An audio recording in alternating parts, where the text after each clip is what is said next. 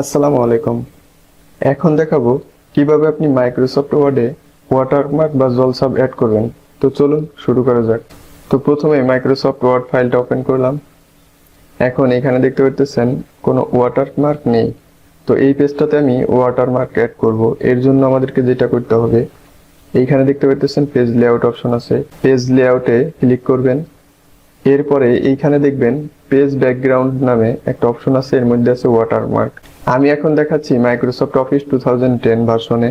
আপনি যদি Microsoft office update কোনো ভার্সন ব্যবহার করেন তাহলে ওয়াটারমার্ক অপশনটা পেজ লেআউটের মধ্যে পাবেন না। ওয়াটারমার্ক অপশন তখন পাবেন আপনি ডিজাইন নামে অপশনে। যে অপশনেই থাকুক না কেন, ওয়াটারমার্ক প্রসেস সেম। আপনি এইখান থেকে দেখলেও যে কোনো ভার্সনে আপনি পরিবর্তন করতে পারবেন। তো এরপর ওয়াটারমার্কে ক্লিক করবেন। এইখানে দেখবেন ডিফল্ট ওয়াটারমার্ক কিছু আছে। তো আমরা যেহেতু কাস্টম সেট করব আমাদের পছন্দ মতো, এর জন্য যেটা করতে হবে, এখানে দেখতেছেন কাস্টম ওয়াটারমার্কে ক্লিক করবেন এবং এইখানে প্রিন্টেড ওয়াটারমার্ক নামক একটা অপশন আসবে। এইখান থেকে আপনি দেখবেন নো ওয়াটারমার্ক, অর্থাৎ আপনার এই পেজের মধ্যে এখন কোনো ওয়াটারমার্ক নেই। এখন আপনি যদি চান যে কোনো ওয়াটারমার্ক আপনার পেজে অ্যাড করবেন তাহলে এখানে দেখতে পাচ্ছেন টেক্সট ওয়াটারমার্ক, এখানে ক্লিক করবেন। এরপরে এখানে আছে ল্যাঙ্গুয়েজ, এখানে আছে টেক্সট। তো টেক্সটে এখানে আমরা লিখে দিব আমরা যেটা ওয়াটারমার্কে অ্যাড করতে চাই।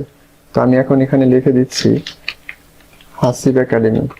লেখার পরে এখান থেকে দেখতে পাচ্ছেন ফন্ট আছে, আপনি আপনার পছন্দ মতো এখান থেকে ফন্ট সিলেক্ট করে দিতে পারবেন। এরপরে এখানে আছে সাইজ, অর্থাৎ আপনার এই ওয়াটারমার্ক লেখাটার সাইজ কতটুকু আপনি রাখতে চান এখান থেকে আপনি সিলেক্ট করে দিতে পারবেন। তো আমি এটা অটো রেখে দিচ্ছি। এইখান থেকে আপনি কালার সিলেক্ট করে দিতে পারবেন আপনার ওয়াটারমার্কের কালার।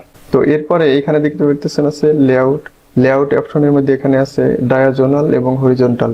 আপনি যদি আপনার ওয়াটারমার্কটা যদি সোজাসুজি রাখতে চান তাহলে ডায়াগোনালে ক্লিক করবেন, হরিজন্টালে ক্লিক করলে বাঁকা হবে।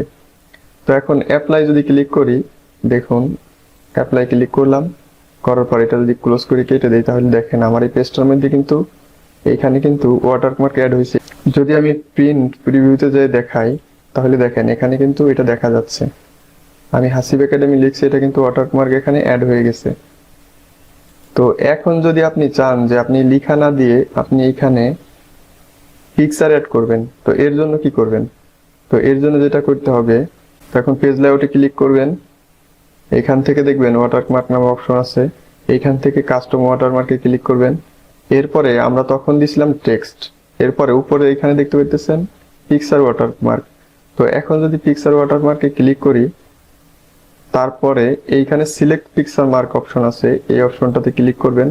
এখন আপনি সিলেক্ট করে দিবেন যে কোন পিকচারটা আপনি ওয়াটারমার্কে অ্যাড করতে চাচ্ছেন। তো আমার পিসি থেকে আমি একটা পিকচার অ্যাড করে দিচ্ছি। আমি এটা ইনসার্ট করে দেওয়ার পর যদি আপনি অ্যাপ্লাই করেন তাহলে দেখেন আমাদের কিন্তু পেজের মধ্যে কিন্তু ওয়াটারমার্কটা পিকচার অ্যাড হয়ে গেছে। এইভাবে আপনি মাইক্রোসফট ওয়ার্ডের পেজে আপনি পিকচার অথবা লেখা ওয়াটারমার্ক হিসেবে অ্যাড করতে পারবেন। তো এখন আপনি যদি চান যে ওয়াটারমার্কটা আপনি এখানে উঠাই দিবেন, তো এর জন্য পেজ লেআউটে ক্লিক করবেন, ওয়াটারমার্কে যাবেন, এইখান থেকে রিমুভ ওয়াটারমার্ক আছে, এটাতে সিলেক্ট করবেন। দেখেন এখন কিন্তু আপনার পেজে কোনো ওয়াটারমার্ক নেই। তো এই ছিল মাইক্রোসফট ওয়ার্ডে ওয়াটারমার্ক অ্যাড নিয়ে বিস্তারিত। ভিডিওটা শেষ পর্যন্ত দেখার জন্য অনেক ধন্যবাদ।